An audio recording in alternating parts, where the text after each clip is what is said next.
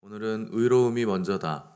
의로움이 먼저다라는 제목으로 우리 하나님 말씀 함께 나누도록 하겠습니다. 이 시편 17편은 다윗이 자기의 의로움을 하나님께 호소하면서 원수들의 손에서부터 나를 구원해 달라 하는 개인 탄원시입니다. 이 시의 특징을 보시면 1절에서 보시면 의의 호소라는 말로 시작해서 또 마지막 15절을 보시면 의로운 중에 주의 얼굴을 뵙는다 하는 표현으로 마치는 것이 이 시의 특징입니다. 의로 시작해서 의로 끝난다 하는 것이 시편 17편의 특징인데 여기서 시인이 말하는 의라는 것이 도대체 뭔가 하는 것을 우리가 먼저 알아야 됩니다. 보통 사람들이 생각하는 의로움이란 도덕적이거나 윤리적으로 정당한 것 그리고 타의 모범이 되는 것을 의롭다 이렇게 표현을 합니다. 가끔 뉴스에 의로운 시민이다 해서 나오는 경우가 있고 예전에는 의로운 시민상이라 해서 상도 주기도 했었는데 예를 들어서 지하철에 떨어진 아이를 구했다거나 불이 난 곳에 뛰어들어서 시민을 구했다거나 하는 행동을 했을 때 사람들은 의로운 시민이라 해서 취재도 하고 매스컴을 통해서 알리는 것입니다. 그런데 오늘 성경은 우리에게 의를 뭐라고 말하는가? 그런 단순한 행위가 의로운 것이 아니다. 이렇게 성경은 말을 하고 있는 것입니다. 사람이 자기 행위로는 의로움을 얻을 수 없다 하는 것이 성경의 선포요 주장이기 때문에 성경이 말하는 의로움이란 일반적으로 세상이 말하는 의로움과는 전혀 다른 문제라 하는 것을 우리가 바로 알 수가 있습니다. 그럼 성경은 의로움을 뭐라고 말하는가? 성경이 말하는 의는 관계적인 것입니다. 그러니까 사람이 혼자 독립적으로 어떤 행위를 해서 좋아 보이고 의로워 보이는 행위를 해서 의로운 게 아니고 하나님과의 어떤 관계 안에 거하고 있는가가 의로움의 절대적인 기준이며 잣대가 된다 하는 것입니다. 그래서 바울은 로마서에서 의인은 없나니 하나도 없으며 선을 행하는 자도 없고 다 치우쳐 무익하게 되고 선을 행하는 자는 없나니 하나도 없다 이렇게 기록을 하고 있습니다. 인간의 행위나 법으로는 하나님 앞에서 의롭다 하심을 얻을 육체가 한 사람도 없다 하는 것입니다. 그리고 나서 바울은 곧바로 또 다른 의를 소개하는데 이제 또 하나 새로운 의가 나타났으니 이는 예수 그리스도를 믿음으로 말미암아 모든 믿는 자에게 미치는 하나님의 의니 이것은 차별이 없는 의다. 누구나 의롭게 될 수 있다 하는 것을 강조하면서 하나님의 은혜로 값없이 얻을 수 있는 의를 우리에게 소개를 하고 있는 것입니다. 사람 스스로 의로울 수 있는 방법은 절대 없지만 예수 그리스도를 믿는 믿음으로 의롭게 되는 길이 모든 인류에게 차별 없이 열렸다 하는 것이 오늘 성경이 우리에게 말씀해주고 있는 의입니다. 그러므로 성경이 말하는 의로움은 도덕적인 개념이 아니라 관계적인 개념, 특별히 창조주와 피조물이 온전하고 건강하고 친밀하게 연결되어 있는 상태를 의롭다 이렇게 우리에게 정의하고 있는 것입니다. 만일 창조주를 떠나서 인간 스스로가 의롭다고 할 수 있고 인간이 의로움을 정할 수 있다면 그 의는 시대와 문화에 따라서 계속해서 의가 바뀌게 될 것입니다. 기준도 바뀌고 정의도 계속 바뀐다 하는 것입니다. 그것이 바로 피조물의 한계입니다. 피조물은 절대적인 존재가 아니기 때문에 사람마다 의가 다르고 시대마다 의가 다르고 나라마다 의가 다르다 하는 것입니다. 어떤 나라에 가면 식인 풍습이 있는데 합법입니다. 근데 어떤 나라에 가면 불법이죠. 왜 어떤 나라에서는 되고 어떤 나라에서는 안 되는가? 사람들의 문화와 관습과 인격과 성품에 따라 의라는 것의 기준이 절대성이 없다 하는 증거가 거기서 보여지는 것입니다. 저와 여러분은 창조된 존재입니다. 우리는 피조물이기 때문에 피조물은 절대 혼자 존재할 수 없고 혼자서 의로울 수가 없는 존재입니다. 그래서 우리는 창조주와 연결되어 있을 때 우리에게 의미가 있다 하는 것입니다.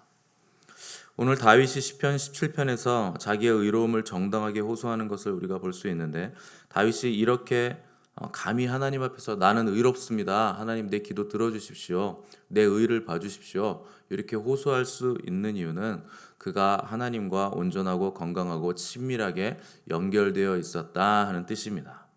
이 하나님과 올바른 관계 안에 있기 때문에 하나님 앞에서 내가 의롭다 이렇게 주장하고 호소할 수 있었다 하는 것입니다. 여러분 성경을 잘 보시면 A라는 사람이 있는데 누가 봐도 이 사람이 훌륭하고 나은 사람인데 하나님은 A를 버리시고 별로 훌륭하지 않은 B를 칭찬하시고 또 B를 택하셔서 일방적이고 불강력적으로 복을 주시면서 그가 의롭다 이렇게 말하는 것을 우리가 종종 보게 됩니다. 예를 들어 아브라함만 보더라도 아내를 누이라고 2번이나 사기를 쳤는데 그 거짓말의 결과는 뭐였는가? 재물을 엄청나게 많이 받고 엄청난 거부가 되는 것을 우리가 보게 됩니다. 그리고 결국엔 아브라함이 의롭다고 하나님께서 말씀하시고 믿음의 조상이다 하는 칭호까지 얻게 되는 것을 보게 되는데 사실 이건 앞뒤도 안 맞고 이해도 안 되는 일입니다. 그런데 왜 그런 것인가? 그가 하나님과의 바른 관계 안에 있었기 때문에 하나님께서 그렇게 해 주신다 하는 것입니다. 인격적으로는 부족하고 모자릅니다. 그런데 하나님의 말씀을 붙잡고 그 약속과 말씀대로 살려고 몸부림치면서 치열하게 살고 있기 때문에 하나님께서 그를 의롭다 하시고 그에게 의로운 삶을 살 수 있도록 힘을 더해 주신다 하는 것입니다. 세상 사람들이 우리보다 인격적으로 훌륭한 사람들이 많죠. 사실 저와 여러분이 그렇게 훌륭한 인격은 아니지 않습니까? 그냥 내가 나를 생각해봐도 별로 훌륭하지 않은데 하나님께서 왜 우리를 의롭다, 의로운 자녀다, 복된 자녀다, 선민이다, 거룩하다, 정결하다 이렇게 말씀하시는가? 우리가 하나님과의 바른 관계 안에 있기 때문에 그런 것입니다. 그러니까 여러분 내 인격이 무흠하기 위해서 몸부림칠 것이 아니라 하나님과의 바른 관계 안에 거하기 위해서 여러분 몸부림을 치셔야 됩니다. 이 하나님과의 바른 관계 없는 정의, 또 하나님의 약속과 말씀 없는 착함은 아무런 소용이 없는 것입니다. 오히려 자신의 의로움을 드러내고 타인을 정죄하고 손가락질하고 사나워지게 되는데 그게 바로 율법주의라 하는 것입니다. 성경도 알고 예배도 드리고 헌금도 하고 봉사도 하고 기도도 하는데 하나님과의 바른 관계 안에 들어가 있지 않기 때문에 자기의 의를 드러내놓고 율법주의로 달려간다 하는 것입니다. 오늘 시편 1절에서 의의 호소를 들어달라 하는 표현은 하나님의 언약을 붙잡고 그 말씀대로 살려고 하는 사람의 호소를 들어주십시오 하는 뜻입니다. 하나님은 말씀대로 살려고 몸부림치는 사람들의 호소를 들으시고 또 주의하시는 하나님이시기 때문에 그렇습니다. 2절에 보시면 하나님이 판단하시고 살피신다 하는 표현이 나오는데 무엇을 판단하시고 살피시는가? 그의 호소와 기도가 정말 의로운 호소인가? 정말 말씀을 따라 하는 기도인가를 판단하시고 살피신다 하는 것입니다. 3절 보시면 더 강도 높은 시험을 하시는데 마음을 시험하신다 하는 표현이 여기서 나옵니다. 여기서 마음은 히브리어로 레브인데 레브는 뭐냐? 심장이라는 뜻입니다. 그리고 시험이라는 말의 정확한 뜻은 금을 높은 온도에서 뜨겁게 가열해서 불순물을 빼내는 것, 불순물을 추출하는 것을 시험이라고 하는 것입니다. 자, 그럼 여기 시편 17편 3절에서 마음을 시험한다 하는 것은 무슨 뜻인가? 심장을 뜨거운 온도에서 가열해서 불순물이 있는지 테스트해 본다 하는 뜻입니다. 하나님께서 우리의 심장을 뜨겁게 테스트를 하신다 하는 것이 시험한다는 뜻입니다. 그런데 다윗은 이 모든 시험의 과정에서 자신의 의로움을 다 입증했다 이렇게 하나님 앞에 당당하게 말을 하고 있는 것인데 하나님이 나에게서 흠을 찾지 못하셨다 이렇게까지 말을 하고 있는 것입니다. 여기서 의로움을 입증했고 하나님이 나에게서 흠을 찾지 못했다 하는 것은 내가 언약 그 말씀을 붙잡고 그 말씀대로 살려고 하는 몸부림을 한시도 놓지 않았고 나는 치열하게 하나님께 순종하는 삶을 살았다 이렇게 자신 있게 얘기하고 있는 것입니다. 3절에서 6절까지 보시면 다윗 스스로가 얼마나 의롭고 경건한 삶을 살았는가 하는 것을 증언하고 있는데 의로운 자의 기도와 호소는 그냥 떼쓰는 기도가 아니라 경건한 삶이 따르는 기도라 하는 것을 말하고 있는 것입니다. 4절에서 6절 보시면 사람의 행사로 논하면 나는 주의 입술의 말씀을 따라 스스로 삼가서 포악한 자의 길을 가지 아니하였사오며 나의 걸음이 주의 길을 굳게 지키고 실족하지 아니하였나이다. 하나님이여 내게 응답하시겠으므로 내가 불렀사오니 내게 귀를 기울여 내 말을 들으소서. 이렇게 당당하게 다윗이 말을 하고 있는 것입니다. 아마 대표적인 것이 사울에게 다윗이 그 선처를 베풀었던 두 번의 일. 그러니까 두 번이나 사울 왕을 죽일 수 있었는데 다윗은 하나님의 기름 부으신 왕을 내가 함부로 손을 댈 수 없다 하고서 보내주었던 것을 아마 다윗이 얘기하고 있는 것일 것입니다. 그의 의로운 기도는 그냥 떼쓰는 기도가 아니라 실제로 경건한 삶이 따르는 기도였다 하는 것을 우리가 기억을 해야 됩니다. 기도가 가벼워지지 않으려면 반드시 경건한 삶이 뒷받침돼야 됩니다. 왜 우리의 기도는 빨리 응답되지 않는가? 경건이 없기 때문에 그런 것입니다. 입술의 기도는 거룩한데 삶의 행실은 거룩하지 않기 때문에 그 기도는 하나님께 올라가지 않고 허공에서 맴돌다 그냥 떨어지는 것입니다. 이 경건의 힘이 없는 기도는 하늘 보좌를 절대 움직일 수 없는 것입니다. 7절에서 9절을 보시면 이 말씀은 다윗이 출애굽한 이스라엘 백성 이야기를 자기 상황에 대입해서 끌어온 것인데 한번 읽어보겠습니다. 주께 피하는 자들을 그 일어나 치는 자들에게서 오른손으로 구원하시는 주여, 주의 기이한 사랑을 나타내소서. 나를 눈동자같이 지키시고 주의 날개 그늘 아래에 감추사 내 앞에서 나를 압제하는 악인들과 나의 목숨을 노리는 원수들에게서 벗어나게 하소서. 이 표현은 다윗이 신명기에 있는 구절을 가져와서 자기에게 대입을 한 겁니다. 하나님은 신명기에서 이스라엘 백성들을 하나님의 눈동자라 이렇게 표현을 하셨고 또 새끼 위에 너풀거리는 독수리같이 이스라엘을 보호하시는 분이다 이런 표현도 하셨습니다. 그러니까 다윗은 자기 조상 이스라엘 민족을 구원하신 하나님의 이 구원 사역을 끌고 오면서 자기 개인에게 대입시켜서 나에게도 이런 구원의 사역을 베풀어 주십시오. 저에게도 개인적인 출애굽이 일어나게 해 주십시오. 내 앞에 홍해 바다가 갈라지게 해 주십시오. 이렇게 원수의 손에서 구원해 달라고 간구하고 있는 것입니다. 여러분, 이 기도가 오늘 저와 여러분들의 기도가 되시기를 바랍니다. 그리고 오늘 저와 여러분들의 삶에 출애굽의 역사가 일어나시기를 바랍니다. 애굽이란 뭔가 리미팅 갓입니다. 하나님을 제한한다 하는 뜻입니다. 그리고 하나님과 단절되다라는 뜻입니다. 이 애굽에서 탈출하지 않으면 하나님을 제한하는 그 삶을 절대 벗어날 수가 없는 것입니다.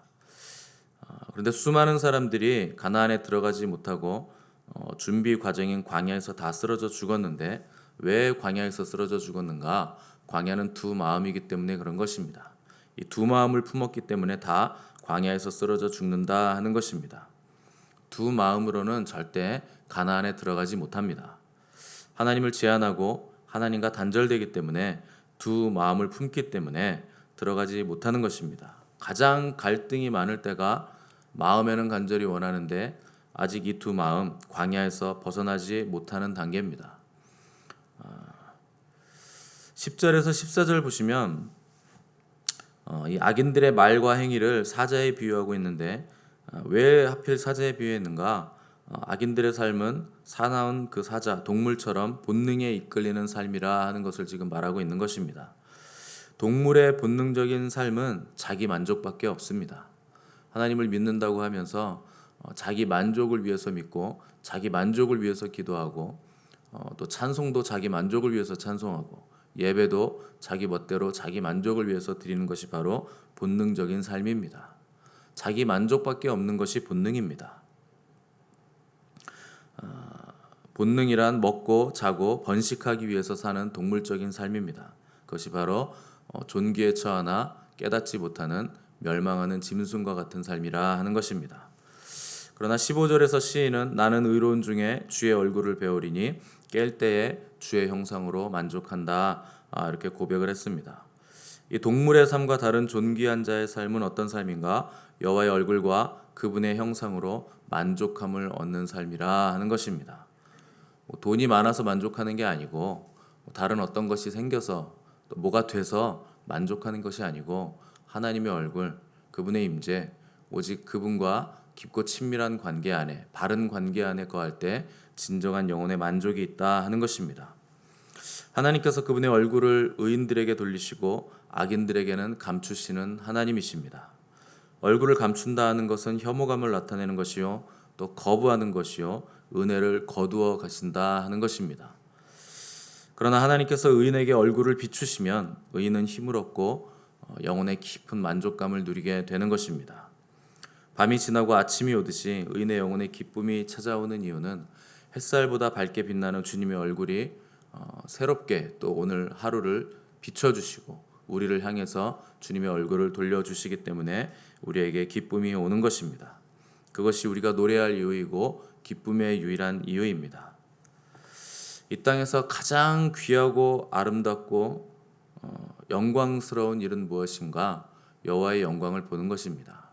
이 땅에서부터 여호와의 영광을 보는 것이 가장 귀하고 아름다운 일인 것입니다. 천국이 왜 좋은 곳인가? 거기 하나님의 영광이 있기 때문에 그런 것입니다. 하나님이 거기 거하시기 때문에 그런 것입니다. 여호와의 얼굴과 그의 영광을 우리가 얼굴과 얼굴을 맞대어서 보는 곳이기 때문에 그것이 좋은 곳이요 영광스러운 곳이요 찬란하고 아름다운 곳이라 하는 것입니다. 그러나 오직 거룩한 자만이 그분을 배울 수 있고 거기에 들어갈 수 있고 거기에 머물 수가 있는 것입니다.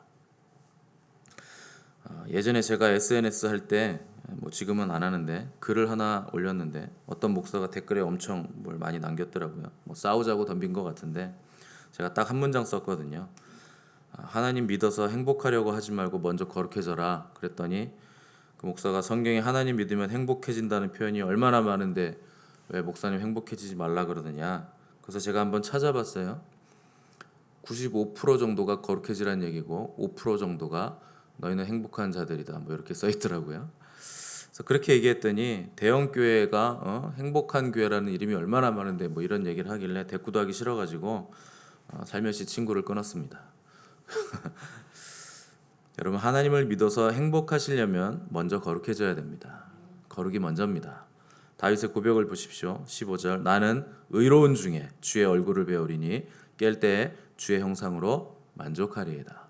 여러분 거룩해지지 않고 의롭지 않은 상태에서 주의 얼굴을 보면 그것은 심판이요 영원한 형벌이 되는 것입니다. 의로운 중에 주의 얼굴을 보는 것이 먼저 오고 그 다음에 만족이 오는 것입니다. 그래서 만족이란 배부르다 하는 뜻입니다. 토지가 비를 흠뻑 흡수하는 것처럼 나무들이 수액으로 잎사귀와 열매가 풍성해지는 것처럼 우리는 하나님으로 만족하고 또 그분 앞에서 신발을 벗는 거룩하고 정결한 행위들을 가져야 되는 것입니다. 우리의 영혼 깊은 곳까지 충만한 만족과 기쁨을 주지 못한다면 그 모든 것들은 다 거짓입니다. 일시적인 것이고 속이는 것이고 마취시키는 것입니다. 오직 우리의 영과 혼과 육을 만족시키는 유일한 분은 우리 하나님 한 분밖에 없는 것입니다. 그분을 바라보시고 그분을 깊이 생각하시고 그분을 영원토록 즐거워하시기 바랍니다. 그분을 추구하고 원하고 기다리는 자에게 우리 하나님은 반드시 늦지 않게 우리를 찾아와 주시는 좋으신 아버지십니다. 마침내 주께서 우리에게 오셨을 때 우리는 다윗처럼 노래할 수 있게 되기를 바랍니다. 나는 의로운 중에 주의 얼굴을 배우리니 깰 때에 주의 형상으로 만족하리이다. 매일 아침 여러분이 눈을 떠서 깰 때에 주의 형상으로 만족하는 복된 삶이 되시기를 간절히 바랍니다. 함께 기도하겠습니다.